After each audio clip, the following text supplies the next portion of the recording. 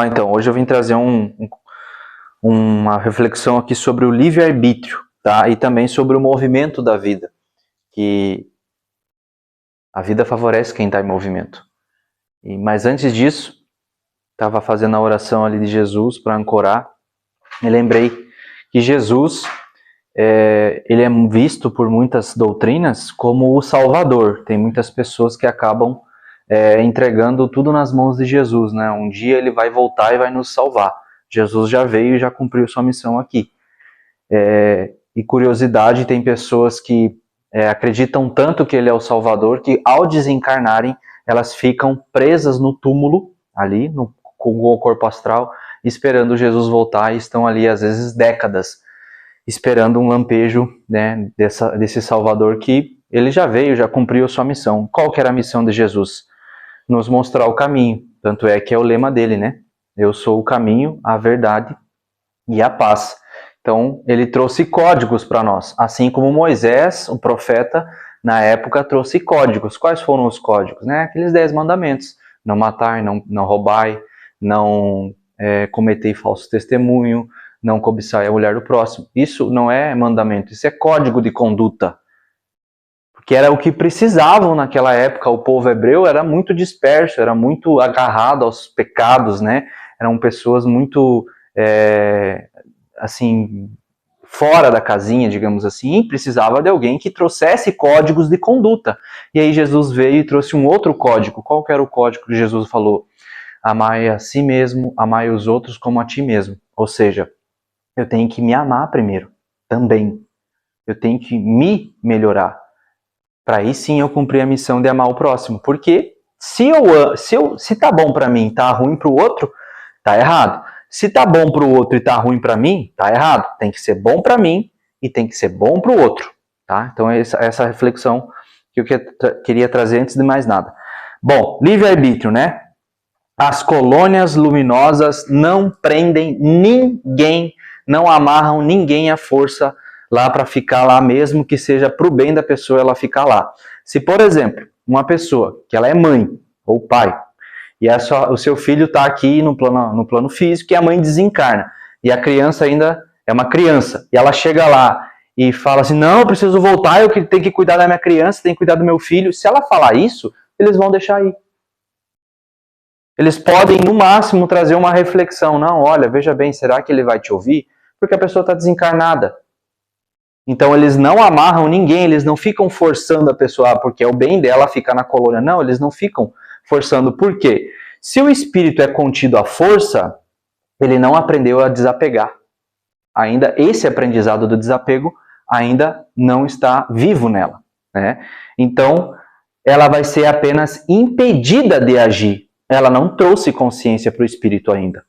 Então, o verdadeiro aprendizado da gente só acontece quando o indivíduo ele experimenta a escolha e, consequentemente, colhe o resultado daquela escolha. Isso é o amor de Deus. Ele nos deu o famoso livre-arbítrio para nós poder escolhermos através das nossas atitudes, baseado naquilo que a gente acha que é melhor para nós naquele momento, e colher as consequências daquilo. Se a gente colhe uma consequência ruim daquilo, significa que a minha escolha foi errada. Logo, eu não volto a cometer, a não escolher mais daquele jeito. Pronto, aprendizado concluído, próxima etapa. É assim que é a evolução humana. E é assim que Deus permitiu que cada um de nós tivesse a dádiva do livre-arbítrio, para nós escolher e, consequentemente, colher as ações das nossas escolhas. O papel dos benfeitores, das equipes espirituais, não é de guarda, tá? Eles são orientadores, tá? Que fazem convites à reflexão. O que um preto velho faz? Convida à reflexão. Difícil, é claro, depende da situação, mas é mais raro acontecer do preto velho entregar mastigado as coisas. Filho, fazer isso, faz aquilo. Não, ele vai convidar a gente a fazer a reflexão. E vai fazer com que você pare e reflita. Por que eu tenho que parar e refletir? Porque aí sim eu aprendo. Porque se alguém entrega algo mastigado para mim, eu não vou colher aprendizado nenhum disso. Eu recebi pronto? Formatado? Não. A necessidade nossa do espírito é de gerar as próprias escolhas e, consequentemente, colher as consequências das nossas escolhas, e assim eu evoluo, assim eu cresço, assim eu ascensiono. E aí entra na questão da lei máxima de causa e efeito, uma das 7 leis do universo, causa e efeito, a famosa lei de ação e reação. Né? O livre-arbítrio, ele é indissociável da responsabilidade, ou seja, nós temos liberdade total para plantar, tá? O que a gente quiser. A gente pode plantar o que a gente quiser. Se a gente quiser plantar o mal, a gente vai plantar tranquilamente o mal. Agora, a colheita, ela sempre vai ser obrigatória, ou nessa vida ou na próxima. Isso aí todo mundo já está careca de saber, né? Se o desencarnado, que está lá na colônia, decide, por apego, voltar para o ambiente terreno para acompanhar o filho, ele vai enfrentar a densidade daqui, da energética daquela escolha. Né? O cansaço, a frustração de não ser ouvido, porque o plano astral, tá ali o espírito da pessoa tentando se comunicar com a gente, ele não consegue, a gente não vai ouvir, a gente está no nosso dia a dia, ele está em outra dimensão. Não vai ouvir, a pessoa vai se sentir frustrada e vai ver o filho dela ali sofrendo, né, pelo luto, e vai acabar atrapalhando ainda o luto do filho e inclusive a evolução dela, né? Então, é justamente esse resultado, a experiência prática, que vai fazer aquela mulher, ou aquele pai, ou aquela mãe, eu não devia ter feito isso. Porque às vezes ela fica 10 anos no ambiente da casa, ali, pode entrar, Júlio, fica à vontade. Seja bem-vindo, irmão, fica à vontade, tá? Então é exatamente isso que vai acontecer, tá? A pessoa, ela vai, através da experiência prática, dessa escolha que ela fez, colher o ensinamento necessário para ela avançar. Sem isso, a gente não evolui. Sem isso, não evolui. Que aí vai gerar o estalo. Ok, cometi um erro. Fiz uma escolha equivocada, que é necessário para o crescimento da pessoa, do espírito.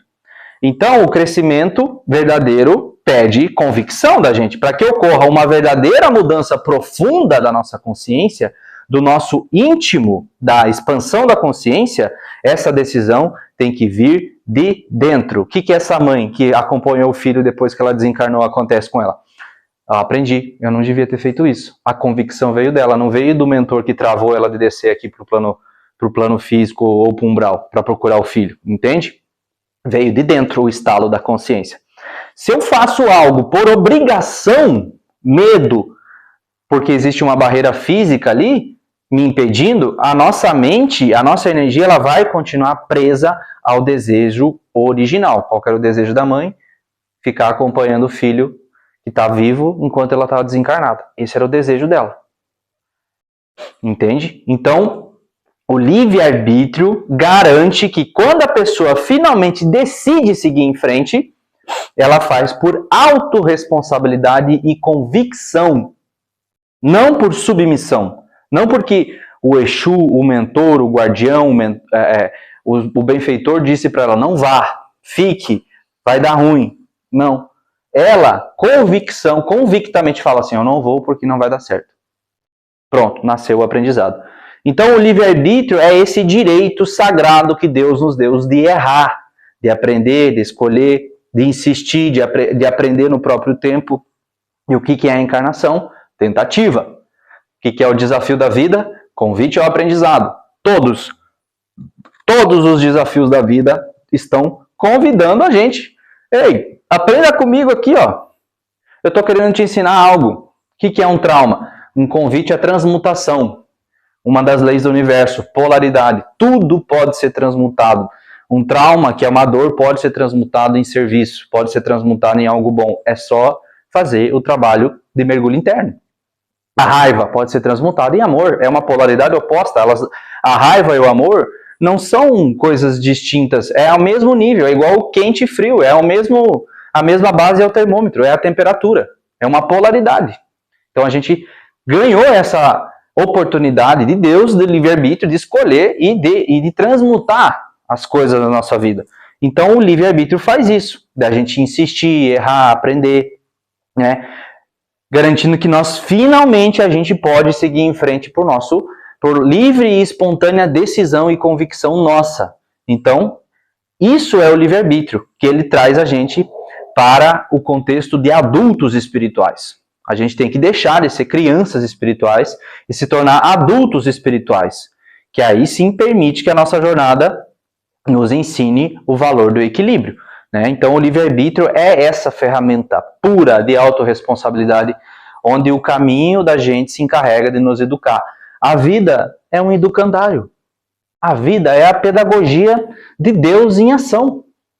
Todos nós passamos por dificuldades em cada ano da nossa existência, em cada fase, em cada trabalho, em cada serviço. Cada um se apresentou de um jeito. O que são esses desafios? Que é problema, é BO, é trauma, é um monte de caca que acontece. Convite ao aprendizado. A dor nada mais é do que um sinal, ó, aprenda comigo. Que muitas pessoas acabam carregando aquele trauma a vida toda, tá ali o trauma, suja, eu uso sempre essa parábola. Vamos supor que a tua casa é o teu corpo, a tua mente também. Aí tá lá, a parede tá suja. Você sabe quem foi que sujou, em que momento, quando, como, onde. Mas a parede está suja. Eu chego lá, a parede está suja, mas foi fulano que sujou. Foi ciclano, tal horário, tal dia, tal momento da minha vida. E ela continua suja, ou seja, a responsabilidade de limpar a parede ela é minha. Ninguém vai limpar a parede por mim, ela vai continuar suja. Então o trauma, não adianta eu eleger um culpado, ele vai continuar ali, porque a responsabilidade de sanar isso é minha. De transformar isso em alguma coisa boa, é minha responsabilidade. Isso é o livre-arbítrio. E por que as pessoas buscam tanto fugir dessa responsabilidade da evolução? Porque o que acontece? Muitas pessoas confundem a divindade de Deus, né, a deidade de Deus, como um atalho. Deus não é um atalho, Deus é um destino. Ele é o nosso destino. A gente está aqui na vida, encarnado, voltando para Ele. Porque nós somos centelhas, saímos dele, e esse caminho é o caminho de regresso. Por isso estamos aqui, hoje, reunidos, conversando sobre isso. É o regresso a Deus. Eu estou crescendo, evoluindo, ascensionando, para me fundir a fonte novamente. Esse é o objetivo da encarnação. Então, muitas pessoas não querem Deus, querem o que Ele pode dar. Deus dá isso, Deus dá aquilo. Deus, por favor, me dá um emprego. Deus, por favor, me dá um carro. Deus, por favor, me dá uma casa.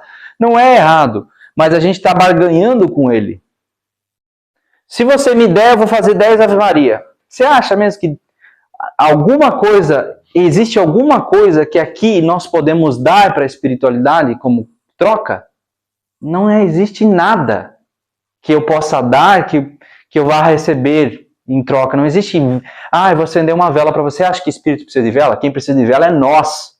Nós precisamos de vela para iluminar nossa mente, clarear nossos pensamentos, para a gente tomar escolhas mais conscientes, fazer escolhas mais direcionadas na nossa vida, entende? Então muitas pessoas querem o que Deus pode proporcionar para ela, e disso está cheio de falsos profetas, está cheio de gente, não, vem para cá que aqui você vai prosperar, sempre na volta do dinheiro.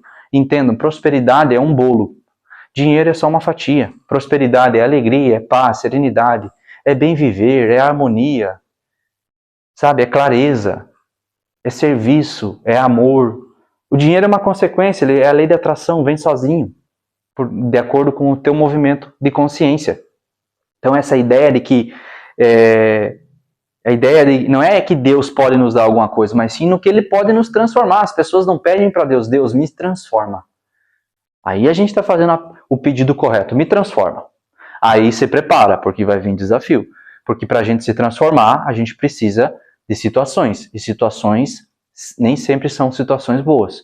Sempre é encerramento de ciclo, sempre, às vezes, é uma demissão de um emprego no momento mais difícil, sempre, às vezes, é uma doença, às vezes é uma situação onde nos coloca em xeque, né, a nossa família em xeque, às vezes é um término de um relacionamento, às vezes é uma briga familiar, um vínculo que se rompe ali. Desafios da vida para nos transformar. Que transformação é essa?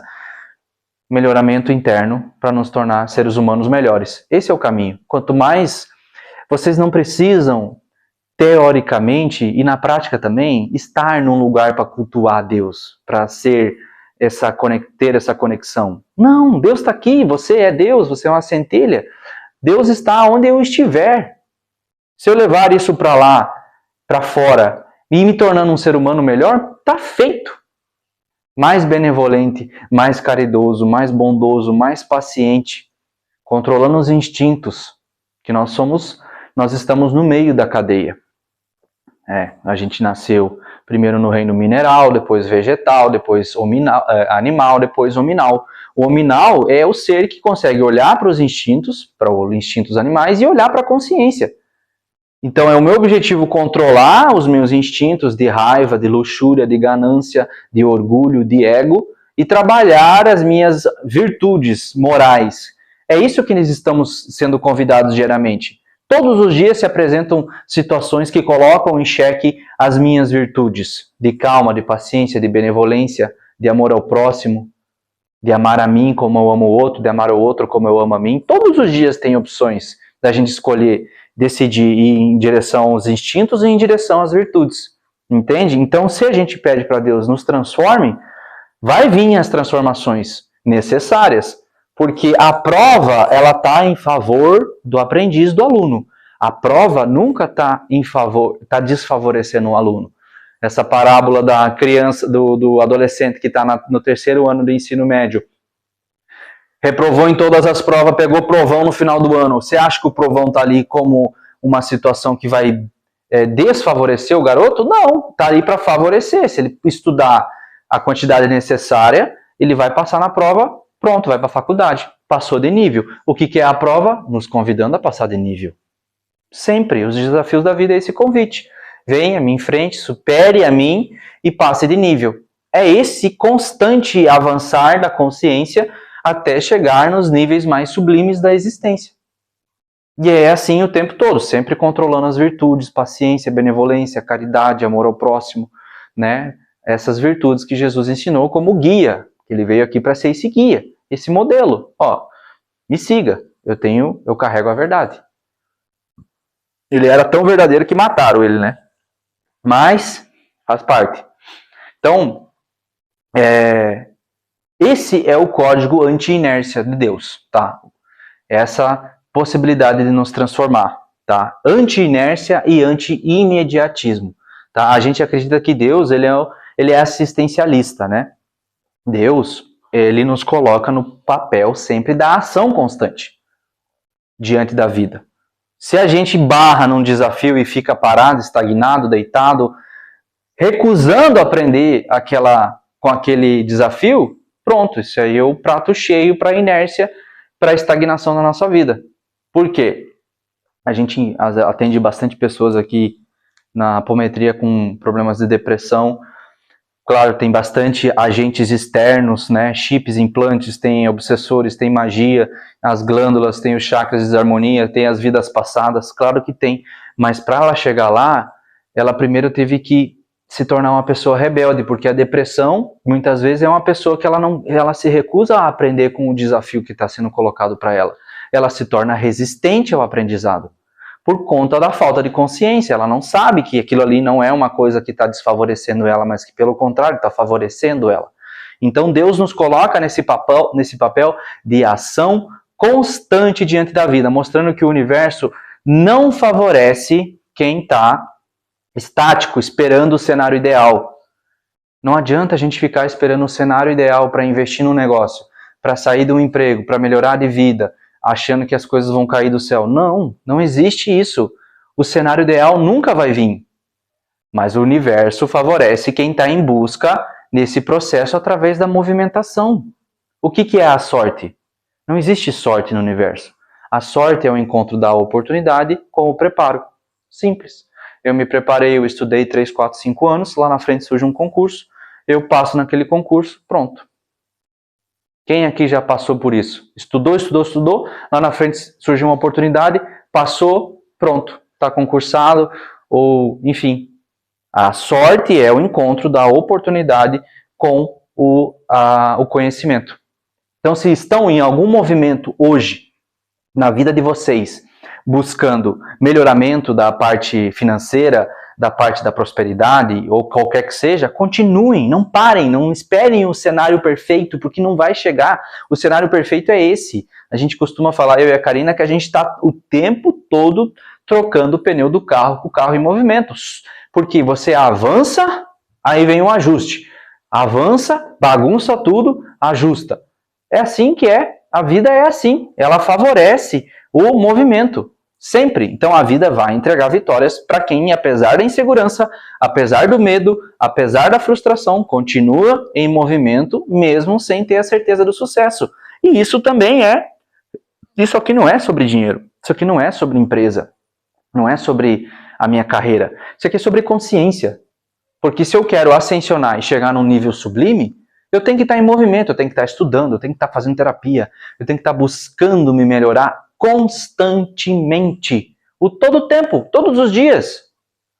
Claro, às vezes é um tempo para descansar, que é importante também para a matéria, mas todos os dias lendo, buscando, aprendendo, me melhorando, me lapidando, sabe? É assim que a vida favorece o aluno. Porque nós estamos aqui para quê? Para aprender. Nós somos aprendizes eternos. Se a pessoa se encerra na sua arrogância e no seu ego achando que já sabe de tudo, pronto, acabou de assinar o decreto da estagnação da vida da pessoa. Nós nunca vamos deixar de aprender.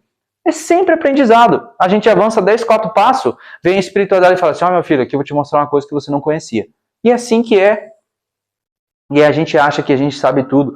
Um universo vasto pra caramba, enorme, infinito, com centenas de bilhões de planetas com vida, com centenas de bilhões de sóis, com centenas de bilhões de galáxias, com milhares de galáxias, melhor dizendo. Então, a vitória, a vida entrega a vitória para quem está em movimento, para quem resiste, apesar de todas as feridas. Quem aqui está com dor e está se movimentando? Quem aqui tem trauma e está se movimentando? Está no caminho correto. Porque a vida não vai esperar a gente se curar para... não é eu me curar para avançar, eu vou me curando e avançando ao mesmo tempo. Tem terapeuta que ainda tem trauma da infância. E está ajudando ali as pessoas a se curarem dos traumas dela. Então, o verdadeiro valor do sucesso, o sucesso ascensional, da espiritualidade, está nesse gesto de eu construir algo. O que a gente está construindo aqui na nossa vida? Apesar da impermanência das coisas. Porque tem uma regra que o nosso preto velho fala para nós. Filhos, se acostumem com a impermanência das coisas. O que isso significa? Que as coisas vão mudar o tempo todo. O tempo todo vai ser uma constante modificação na nossa vida. E não é assim como é que era o ano passado de vocês. Como é que é o ano de vocês agora? Não teve mudança? Não teve muita coisa acontecendo? Se acostuma com a impermanência. Vai acontecer e vai continuar acontecendo cada vez mais impermanência. Então, esse sucesso está nesse gesto da gente construir algo apesar dessas impermanências, né? O que nós estamos deixando de legado para o mundo? Será que eu estou deixando raiva, ódio? Será que eu estou rastejando no chão? Ou será que eu estou deixando para as pessoas aqui algo de bom? A minha benevolência, a minha caridade, o meu amor, a minha paciência, a minha bondade. Porque é isso que vai ser lembrado. A árvore ela é lembrada pelos seus frutos, né? Então, se os meus frutos são frutos virtuosos, pode ficar tranquilo. Teu lugar está garantido junto ao Pai. Está garantido. Tá? Isso é salvação. A salvação, entre aspas, assim, né? Que não existe assim essa palavra. A salvação é a gente acordar e estar bem com a gente mesmo. Isso é salvação. Porque se eu acordo no outro dia e vejo que tomei várias escolhas erradas, eu entro em culpa. E em culpa, quando eu desencarno, eu vou para um umbral. Porque eu densifico, eu fico denso, eu fico pesado, carregado de culpa. Então, o movimento que cura o medo. Não adianta, não, agora eu tô com medo de fazer esse passo. Não, primeiro eu vou acabar com esse medo, depois eu avanço. Não é assim, esse medo não vai sair nunca. O movimento é que cura o medo, é o fazer. Então, o medo, a insegurança, a frustração, é tudo subproduto da mente. Tudo é a mente humana que cria esse amontoado de sensações, de mentiras para nos estagnar. E tem dedo também de obsessores ali, porque... se nós somos canais da espiritualidade, se nós somos pessoas que querem o bem das outras pessoas, que estamos aqui para serviço, é lógico que vai ter influências externas tentando nos invadir diariamente, tentando nos estagnar, tentando nos paralisar, fortalecendo os medos, porque eles não colocam nada externo em nós. Eles amplificam o que a gente já tem de desequilíbrio. Se eu tenho um desequilíbrio muito grande do medo, por conta de uma rejeição, por conta de uma situação que aconteceu no passado, eles vão amplificar isso e vai te paralisar. Então, A nossa mente, junto com essas interferências externas, adoram criar essas narrativas paralisantes na nossa vida. Ah, eu não sou capaz, eu não sou bom o suficiente, eu não estudei o bastante, estou com medo, entende? Então aí vem a armadilha do ego, que é acreditar que a gente precisa preencher primeiro todas as dúvidas para depois começar a andar. Não existe isso, a gente nunca vai conseguir preencher todas as dúvidas. A gente avança. A gente não consegue enxergar a espiritualidade, não consegue enxergar os mentores, mas mesmo assim a gente acredita que eles existem. Isso é fé. Eu estou avançando apesar dos pesares. Apesar de eu não conseguir ter a certeza de que eles estão ali, eu sinto eles, eu vejo eles, eu sinto eles. Eu não consigo ver, mas eu sinto. Então eu avanço. Por mim e por eles. Entende? Então não adianta a gente querer sanar todas as nossas dúvidas para curar todas as nossas feridas antes de começar a andar. Não, eu tenho que andar mesmo ferido. Tenho que andar mesmo com a perna quebrada. E vou avançando, e vou avançando. Então, a vida, ela opera nessa lógica inversa. A clareza e a força não precedem o movimento. Primeiro eu não vou ter clareza e primeiro eu não vou ter força para depois me movimentar. Primeiro eu me movimento. Deixa eu trocar o dedo aqui. Primeiro eu me movimento. Ah, inclusive, isso aqui é uma informação. Ó. Sabe por que esse dedo é feio? Foi deturpado. Esse dedo representa o éter. É o quinto elemento da natureza. Nós temos terra, fogo, ar, água e o éter. Esse é o dedo do éter, por isso que ele foi deturpado. Isso aqui é simbolismo, tá? Representa o éter. Então, voltando aqui, a clareza e a força, ela nunca vem antes do movimento, não. Primeiro vem o movimento, depois vem a clareza e a força. Isso que a espiritualidade quer. A espiritualidade não está o tempo todo dizendo assim, filho, bota o pé que eu boto o chão. Mas a gente às vezes não pisa, porque tem medo que ali tem um abismo, mas não enxerga que quando pisa está sólido. É isso. Primeiro eu piso, primeiro eu movimento, depois vem a clareza e vem a força. Entende? Porque aí, quando eu faço esse movimento aqui, ó, eu percebo, não era tudo isso que eu imaginava. É isso que a espiritualidade quer mostrar. Que não é tudo isso. Uma criança, quando está aprendendo a nadar, como é que você aprende a nadar? Bota 2 boias aqui, joga na água. Claro, não desse jeito assim, bruto, né? Desce junto ali com a criança. Aí a criança vai começar, vai perceber, não é tão difícil. Até ela evoluir, começa a nadar, tira a boia, sai nadando. Pronto, ela enfrentou o medo. Venceu. Então é isso que a espiritualidade está convidando a gente. Bota o pé, filho. Que eu boto o chão. Aí você vai ver, aqui tá estável, tá vendo? Tá estável. Olha aqui, percebeu? Agora vem a clareza. Aí a força. Aí eu dou o próximo passo sozinho. Pronto. Então, a clareza e a força nunca vêm antes do movimento. Sempre o movimento, depois a clareza e a força. Entende? Porque a clareza e a força nascem do movimento. O pai da clareza e da força é o movimento. O pai e a mãe. Compreende isso? Quem continua caminhando mesmo com as pernas trêmulas, quebra o feitiço da paralisia. Porque é um feitiço. A paralisia é um feitiço. Eu estou me enfeitiçando. É magia. Uma magia paralisante, estagnante, que me trava na vida. Os meus projetos, as coisas que eu quero avançar, os meus objetivos, os meus sonhos, os meus caprichos no sentido positivo. Então o universo responde a isso. E principalmente responde ao atrito, minha gente. Se não houvesse o atrito entre o chão e meus pés, eu não me movimentaria. Tudo na vida cresce com atrito. Atrito, vejam os atritos que vocês tiveram na vida. Todos esses atritos trouxeram para vocês grandes ensinamentos, que é o ouro da vida, é o ouro da encarnação, é o ouro do espírito. É tudo aquilo que nos fortalece. Sem atrito, não tem evolução. Sem evolução, eu fico paralisado. Encarnação perdida, entre aspas. Então, esse movimento que gera atrito não vai ter perfeição. Não vai ter planejamento. Às vezes a gente planeja bonitinho o nosso ano, no dia 31. Inclusive, no dia 31 é conhecido como o Dia Mundial da Reflexão, não é? Que chega no dia 31, é aí que eu reflito sobre todo o meu ano. Ora, não lembro nem o que eu comi semana passada, vou lembrar tudo o que aconteceu no ano inteiro. Não, reflexão é todo dia, toda semana. Como é que foi minha semana? Como é que eu agia naquela situação? Podia ter agido melhor. Reflexão é todo dia. A autoanálise, a autoobservação é todo dia. Todo dia eu tenho que estar revendo as minhas atitudes, as minhas condutas, os meus comportamentos e os meus hábitos. A galera chega no dia 31, aí não, agora vamos revisar. Ai, perdi aqui a academia, engordei 17 quilos, passei um ano nesse relacionamento narcisista. Não, cara, não é ali que você faz isso aí. É todo dia. Então, dia 31 é o dia mundial da reflexão. Que chega, vira o ano, acontece tudo a mesma coisa. Repetição de ciclo. Então, a gente planeja lá no dia 1º, não, vou fazer isso, eu vou entrar na academia, para que a vida vai fazer? Puf, vai explodir teu planejamento. Não adianta de nada ter planejamento. Claro, é muito importante eu ter consciência da onde eu quero chegar.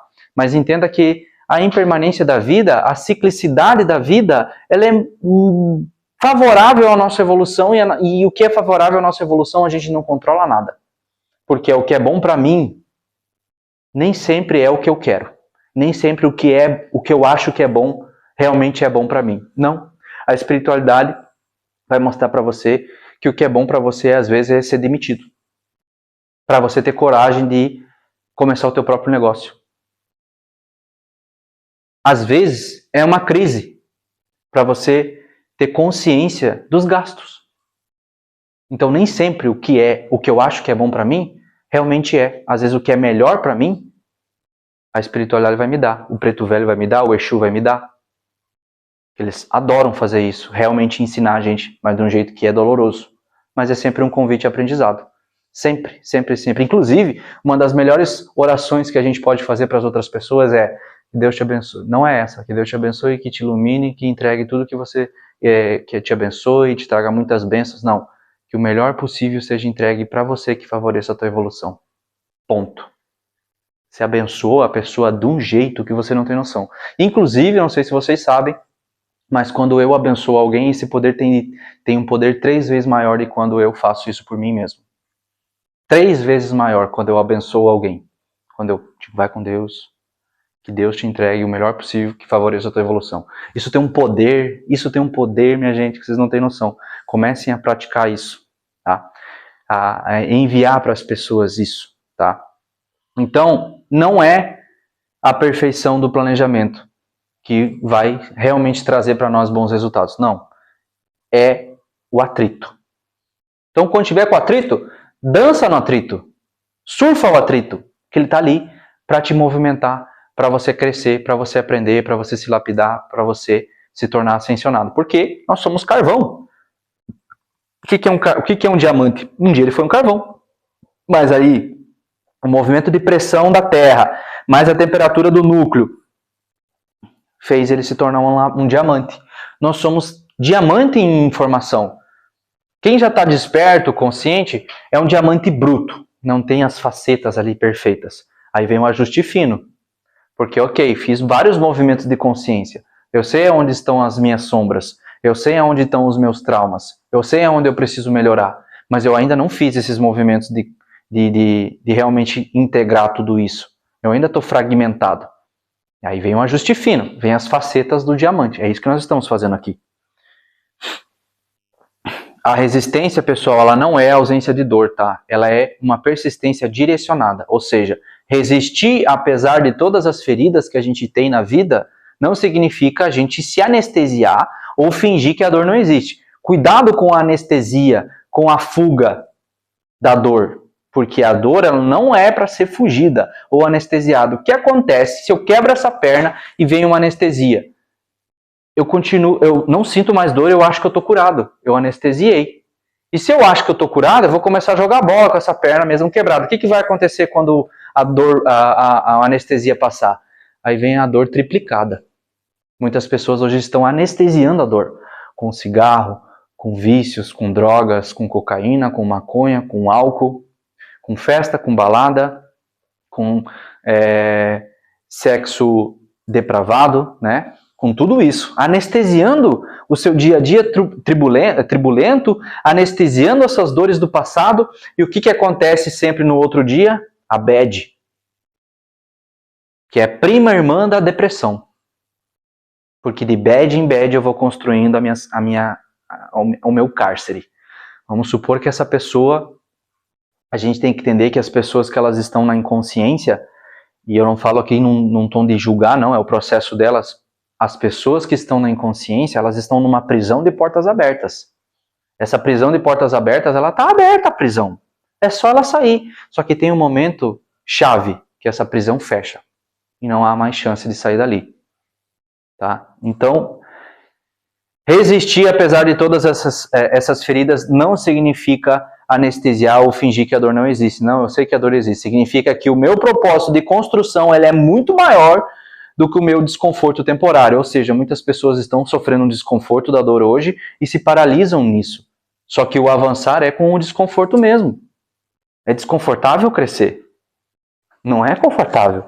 É horrível olhar para a sombra, olhar para a dor. É pesado. Dói eu reviver um trauma. Saber que, lembrar do abuso, lembrar da minha mãe que não foi uma boa mãe, do meu pai que não foi um bom pai, das vezes que eu sofri coisas que, entre aspas, eu não merecia. Entende? É desconfortável olhar para isso, mas é o que traz entendimento e traz crescimento. Então não fujam do desconforto. Tá? O desconforto está ali justamente para ele ser enfrentado. Cada cicatriz que a gente carrega na nossa vida é bagagem e musculatura. Musculatura emocional, musculatura espiritual, que engrandecem o homem, engrandece a mulher. Tem uma música de um cara chamado Hungria que fala assim: você vê o meu troféu, mas não vê a minha cicatriz. Muitos acreditam que um ser ascensionado, ele já nasceu perfeito. Não, ele passou pela mesma roda de encarnação que nós. Mas cresceu com essa musculatura. O que a gente faz na academia? Na academia, você precisa romper músculo para o músculo crescer. Sem dor, sem ganho. Esse é o lema dos bombados, dos bodybuilders, da galera que treina pesado. Sem dor, sem ganho. Essa é a vida. Sem dor, sem ganho. Se a gente não sentir aquela dor e não passar por aquilo, não vai crescer. Não vai rasgar músculo e vai crescer musculatura. Não vai.